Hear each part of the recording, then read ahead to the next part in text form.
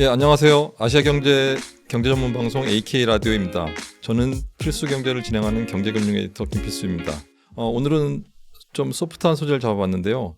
마블 캐릭터 얘기해볼까 합니다. 최근 파격적인 캐릭터 선정으로 화제가 됐는데 이런 움직임이 마블의 모회사로 최근 이게 빠져있는 디즈니를 구해낼 수 있을지 한번 살펴보도록 하겠습니다. 그럼 조광욱 국제부장과 얘기해보겠습니다. 조 부장 어서 오세요. 네, 안녕하세요. 네네네. 좀 생뚱맞은 소재이긴 한데 이게 앞서 말씀드린 것처럼 디즈니 주가도 관련이 있고 제가 찾아보니까는 2014년도인가 이런 문제가 삼성 입사 시험에도 나왔더라고요. 그러니까 토르, 슈퍼맨, 울버린, 아이언맨 중 성격이 다른 하나는 누구입니까? 이게 답이 여러 가지라고 하긴 하는데 조 부장은 누구 같습니까? 저는 워낙 좋아해서 알고 있지만 잘하세요. 예, 슈퍼맨입니다. 그렇군요. 예, 슈퍼맨만 DC 코믹스에서 만든 거고 나머지 셋은 우리가 오늘 얘기하려고 하는 마블 코믹스라는 회사에서 만든 것이라고 하는데요. 예, 맞습니다. 예, 여튼 만화 캐릭터이지만 경제나 산업 이런 쪽이랑 무관하지 않으니까 이 문제로 얘기를 해보겠습니다. 제가 앞서서 파격적 캐릭터 선정으로 조금 화제가 됐다고 했는데 이게 뭔 얘기인지 먼저 좀 말씀해 주시죠.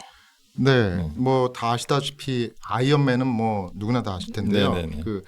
그 MCU 즉 마블 시네마틱 유니버스의 대표 캐릭터인데요. 아이언맨이 그 어벤져스 엔드게임에서 죽음을 맞이했었습니다. 그걸 연기했던 로버트 다우니 주니어가 다시 이 MCU 스토리에 복귀한다는 그런 내용이 있었는데요. 복귀가 파격적이진 않잖아요. 예. 근데 이제 다만 이제 아이언맨이 아니고 악역 캐릭터로 복귀한다고 합니다. 그러니까 현지 시간으로 지난달 27일 미국 샌디에이고에서 어벤져스 5 둠스데이 제작 발표회가 진행됐었는데요. 이달 닥터 둠 역할을 맡은 배우가 마스크로 얼굴을 가린 채 초록색 수트를 입고 등장했는데요. 마스크를 벗자 그가 바로 로버트 다우니 주니어였습니다. 그래서 현장에 있던 관객들이 엄청난 환호성을 쏟아냈고요. 누구도 예상치 못했던 파격 등장이었다고 합니다. 그래서 이제 죽었던 로버트 다우니 주니어가 마블 복귀 이렇게 공식 발표가 됐었습니다. 그리고 로버트 다우니 주니어도 자신의 SNS 채널에다가 뉴 마스크 세임 태스크 새로운 마스크 같은 직업이라는 문구와 함께 가면과 자기가 마주보고 있는 사진을 올리기도 했습니다. 요즘 젊은이들 줄여서 말하기 좋아하는데 로버트 다우니 주니어 로다주라고 그렇습니다. 많이 부르잖아요. 그렇죠? 영웅이었던 로다주가 악당이 돼서 돌아왔으니 파격적이긴 하네요. 맞습니다. 최근은 마블이 개봉한 영화 중에 데드풀과 울버린 이것도 해외에서는 지금 엄청난 흥행으로 화제가 되고 있다는데요. 그 해외뿐만 아니라 국내에서도 화제인데요. 그 지난달 24일에 국내 첫 개봉을 했었는데 박스 오피스 상위권을 접수 중입니다. 이게 원래 이제 데드풀 시리즈가 총선은 관람 불가예요. 그 히어로 시리즈라고 하더라도 그 워낙 잔인한 장면이 많고 욕설 그런 비속어들이 난무해가지고 총선 관람 불가 한계가 있는데 그럼에도 개봉 첫날 23만 명을 동원했고요. 5일 만에 누적 관람객 100만 명을 돌파했습니다. 국내 얘기죠? 네, 국내입니다. 이건. 그 북미에서의 반응은 더 뜨거운데요. 개봉 첫 주 만에 북미에서 2억 500만 달러, 약 2,840억 달러 그 오프닝 흥행 수익 올렸습니다. 전에 이제 흥행했었던 인사이드 아웃 2가 그 첫 주에 1억 5,500만 달러였는데요. 이것보다 벌써 5천만 달러를 웃도는 거죠. 그렇군요. 그러고 보니까 아이언맨의 로다주, 그다음에 울버린의 휴잭맨, 모두 이미 사망한 캐릭터라는 공통점이 있는 것 같은데, 그렇습니다. 이들이 이렇게 살아 돌아온 이유가 있나요? 엔드게임에서 아이언맨은 이제 자기가 사망하면서 세계를 구했고요. 울버린 캐릭터는 다른 또 영화에서 늙어서 죽는 그런 걸로 나오거든요. 먼저 데드풀과 울버린의 조합은 마블의 구원투수라고 여길 수 있습니다.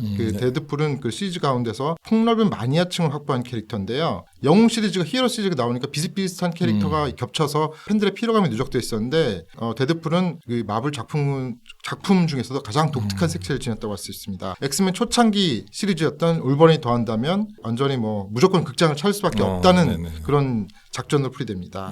또 이제 그 로버트 다우니 주니어를 보면요. MCU 시절에 아이언맨이 출연한 뒤 캡틴 아메리카, 어벤져 시리즈 중 쭉 그 MCU 영화에 출연하면서 흥행을 이끌었는데요.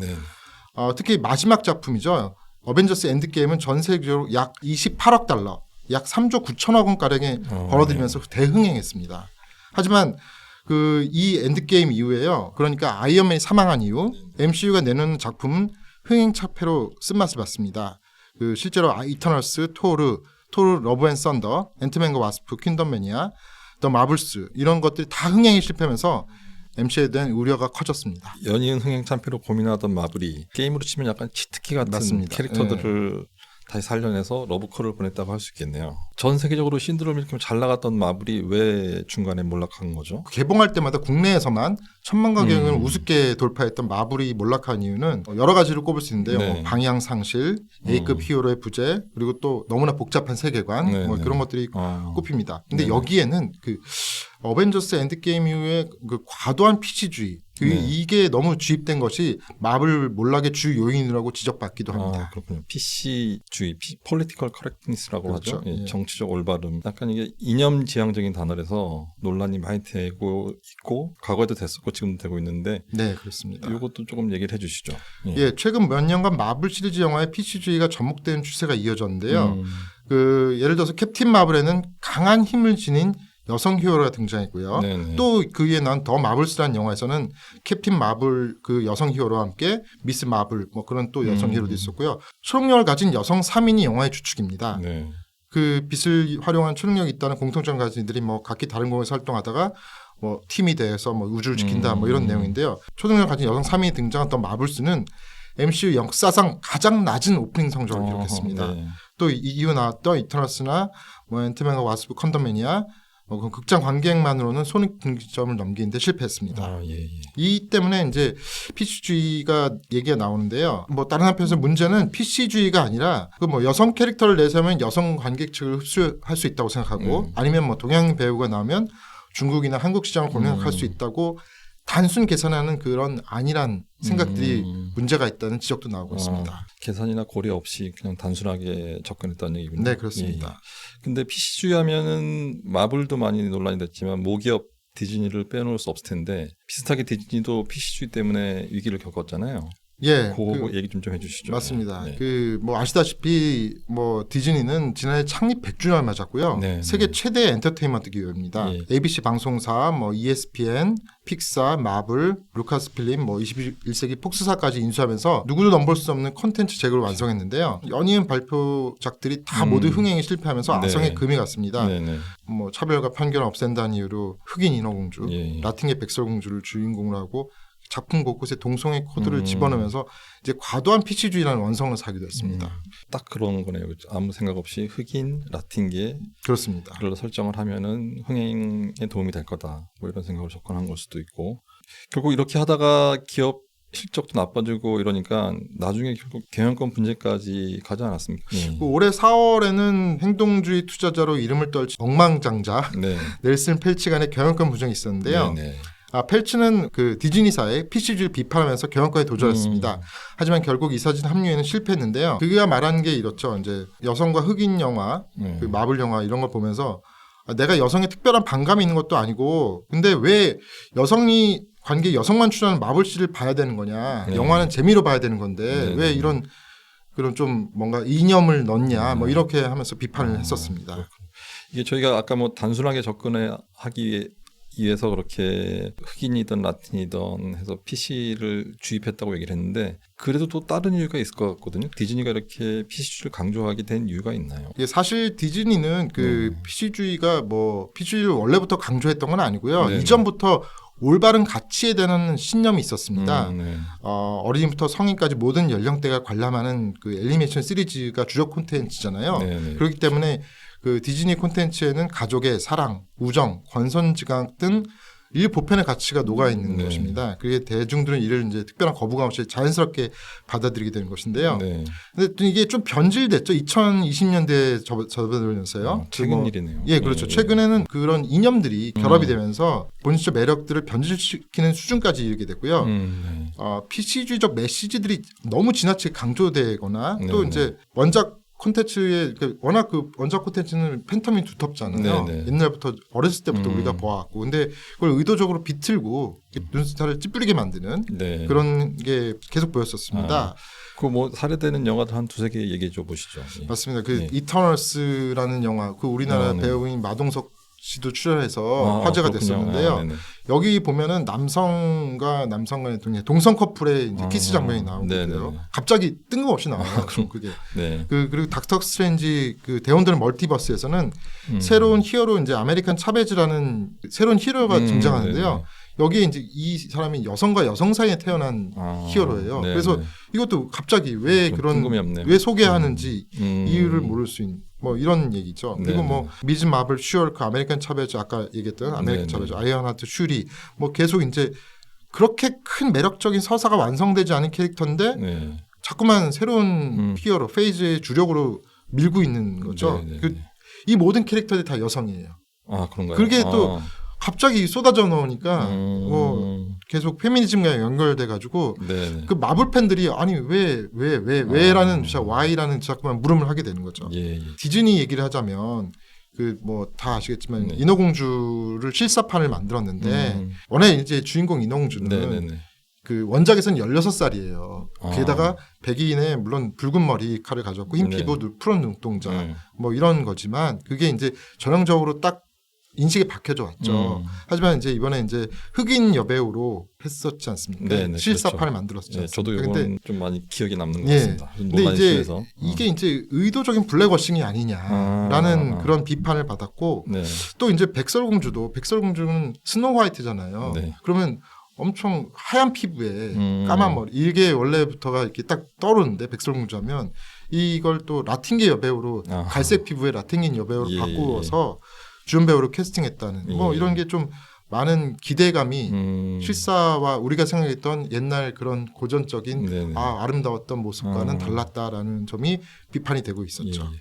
이게 실제로 흥행에도 영향을 미쳤죠? 그렇습니다. 네네. 그 인어공주 실사 영화는 진짜 처참한 흥행 실적을 기록했는데요. 네. 그러니까 중국에서는 디즈니 실사 영화 사상 가장 최악의 실적을 기록했고요. 한국에서도 총 관객 수가 64만 명밖에 안 됐습니다. 네. 이거 보통 이제 미녀와 야수가 500만이 넘었고요. 네. 알라딘이 1,200만이 넘었었는데 64만 명 말도 안 되는 수치죠. 10분의 1도 안 되는. 예. 그리고 이제 인어공주의 전 세계 박스 오피스 수익이 약 5억 6천만 달러로 알려졌는데요. 근데 겨우 손익분기점만. 북미에서는 그래도 흑인인 네네. 공주가 인어공주가 먹혔어요. 그래가지고 손익분기점 겨우 넘겼는데요. 네. 하지만 전작인 알라딘이 전 세계 흥행 수익이 10억 4천만 달러예요. 그러니까 네. 절반밖에 안 되는 거죠. 그건 비교가 안 되는 수준인 것 같아요. 뭐 손해 안 본 것만 해도 다행이네요. 그렇게 볼 수도 있겠죠. 예. 여튼 이렇게 PC주류에서 흥행과 실적이 저조해졌는데 당연히 주가도 타격을 받았을 것 같거든요. 맞습니다. 예. 그 물론 코로나 시기도 있었지만 그걸 떠나서라도 실적이 저조해지면서 디즈니의 주가는 2021년 3월에 한 네. 200달러에 육박했었거든요. 네. 근데 현재는 90달러 초반대입니다. 아이고, 그래서 예. 고점 대비 한 뭐 반토막이 났죠. 네. 이제 물론 이제 올해 좀 반짝 상승해서 네. 100달러를 넘어서기도 했었는데요. 이건 이제 아까 말씀드렸듯이 넬슨 펠츠라는 그 투자자가 네. 경영권 분쟁을 벌이면서 하면서, 디즈니와 이제 막 서로 수천만 달러 쏟아부었죠. 예. 그래가지고 주식을 본질과는 사기 위해서. 무관하게 오른 네, 주가군요. 그래서 예. 주가가 좀 상승을 보였지만요. 그리고 또 이제 또 그 이후엔 또 떨어졌었고요. 네네네. 그러다가 조금 아주 가장 최근에는 좀 상승세를 보이고 있는데 이게 네. 이제 아까 소개해드렸던 신작 영화 데드풀과 울버린이 흥행한 영향이라고 보고 있습니다. 울버린이 디즈니를 살리는 건가요? 예, 그렇게 볼 수 있을 것 네네. 같습니다. 이제 뭐 개봉 첫 주 북미에서만 2억 500만 달러의 티켓 판매고를 올렸고요. 네. 전 세계에서 4억 3,830달러, 예. 30만 달러 흥행 수입을 거뒀다고 했습니다. 음. 그러니까 역대 R등급 영화 중에 전 세계에서 가장 높은 수입을 달성했다고 네네. 볼 수 있겠습니다. 네네네. 이게 비교를 하자면 네. 지난 11월 개봉했던 아까 더 마블스 있지 않습니까? 네네네. 그게 이제 개봉 첫 주 북미에서 4,700만 달러였거든요. 네. 그게 역대 마블 영화 최저 수입을 기록했는데 이거 이제 비교된 대조적인 거죠. 그런 요건 딱 한 10배 정도 되네요. 그렇죠? 맞습니다. 네네네. 그렇군요. 시장 쪽에서 보면 디즈니는 우리나라 그 서학개미들이 굉장히 좋아하는 주식이거든요. 그래서 관심이 예, 되게 많은데 맞습니다. 주가 얘기를 좀 더 해주시죠. 예, 주가 얘기를 하자면 월트 디즈니, 그러니까 디즈니 주가 주식은 그 오랫동안 한국 투자사에서 인기 있는 주식이었습니다. 네. 그 스테디셀러로 사랑받았었는데요. 네네. 그 언택트 분야에서는 디즈니 플러스가 있고요. 네. 컨택트 분야에서는 디즈니 테마파크라는 강력한 비즈니스 모델이 있었기 때문입니다. 네네네. 그래서 시총이 한 톱10 안에 들 정도로 네네. 전성기를 누리기도 했었는데요. 네. 아까 말씀드렸듯이 몇 년간 계속 주가가 하락세를 보였습니다. 그 배경에는 당연히 실적이 있을 텐데 뭐 어닝 쇼크라고 얘기들 많이 하더라고요. 어떤가요? 예. 예, 올해 5월 달에 1분기 실적이 발표됐는데요. 네. 1분기 매출액이 220억 8천만 달러로 전년 동기에 비해서는 한 1.23% 증가했는데요. 네. 하지만 시장 전망치에 비해서는 또 밑도는 수준이었어요. 네. 특히나 이제 분기 주당 수익을 그 미국에서는 강조하는데요. 이게 마이너스 0.01달러를 기록했습니다. 전년 동기 대비해서는 101.45%가 감소했고요. 시장 전망치는 원래 1.10달러였어요. 근데 거기에 비해서도 100%가 넘게 하회했기 때문에 어닝 소크라고 미국에서는 판단하고 있습니다. 이익성이 되게 안 좋아졌군요. 매출은 그나마 제자리로 했는데 그렇습니다. 이익이 너무 많이 떨어졌네요. 예, 그렇군요. 그래서 주가도 이제 발표된 이제 뭐 실적 발표된 뒤에 9% 하락했고요. 전망도 좋지 않아서 계속 주가가 폭락을 불렀다고 합니다. 그렇군요. 전문가 의견하고 향후 전망도 같이 좀 얘기를 해주시겠습니까? 예. 아까 이제 그 전망도 말씀드렸지만요. 전문가들의 얘기는 이렇습니다. 분석들은 원래 골수 팬덤들이 있잖아요. 그러면 계속 그 팬덤들을 만족시킬 수 있는 콘텐츠를 만들어야 되는데 그런 건 차치하고 과도한 판권 늘기에 치중했고 그리고 PCG 메시지 확산에만 치중하고 있다라고 디즈니의 문제점을 이렇게 지적하고 있습니다. 실제로 그 디즈니 콘텐츠에 녹아있는 PCG는 경영진이 이렇게 좀 주장하고 있는데요. CEO인 밥 아이거가 디즈니에서 제작된 영화 중 40%는 여성 감독에 맡길 거라고 2019년에 이미 그렇게 공언을 했기 때문에 무슨 감독의 성비가 콘텐츠 만드는 데 중요한 건 아니잖아요. 근데 여성 감독을 그렇게 고용하겠다고.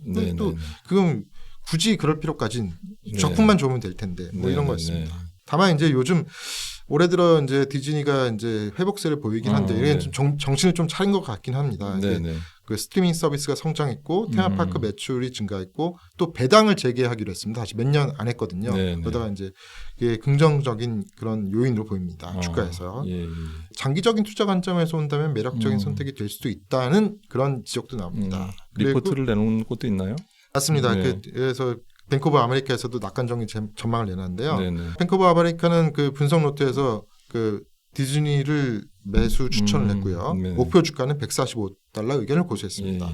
콘텐츠, 지적재산권, 테마파크 등 최고 수준의 자산을 보유하고 있다고 그런 매수 이유를 내놨습니다. 그렇군요. 그래도 희망이 있다는 얘기네요. 그렇습니다. 아까 말씀드린 대로 지금 현재 주가가 100달러 수준인데 목표 주가가 145달러면 상승력도 상당히 있는 것 같고 제가 방송할 때마다 누누이 말씀드리지만 이건 종목 추천은 아닙니다. 현실이 이렇다는 걸 말씀드리는 거고요. 잘 알겠습니다. 희망이 있다고 하니까 악당으로 돌아온 로다주 활약상을 기대해 봐야 되겠네요. 영화가 잘 흥행이 돼서. 알겠습니다. 오늘은 종합국제부장과 마블과 디즈니의 영화와 캐릭터 그리고 주가 전망까지 얘기해 봤습니다. 여러분들에게 유익한 정보가 됐길 바라면서 다음 주에 또 뵙겠습니다. 감사합니다.